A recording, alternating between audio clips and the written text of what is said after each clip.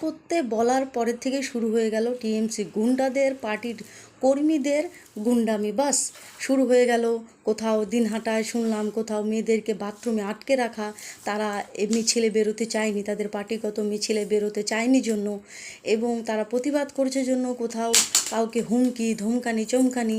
আবার কোথাও ব্লক সভাপতি বলছে আমাদের রাজনৈতিক মাকে অপমান করেছে বিজেপির বিধায়ক, তাকে মারবো মারবো মারবো, গাড়ি থেকে টেনে নামিয়ে মারবো। সত্যি সত্যি আজকে তাকে সবাই মা মা বলে, তার দলের যে নেতাকর্মীরা মনে হচ্ছে তাদের নিজের কোনো মানে, এই গর্ভধারিণী মা, শুধু রাজনৈতিক মা নয়, মা মা করে পাগল হয়ে যাচ্ছে শুধুমাত্র তোদের। আজকে আমি তুই করে বলছি এইসব লোকজনেদের, তোদের মার অপমান হয়েছে বলে তোরা এত খেপে উঠেছিস জানোয়ারগুলো।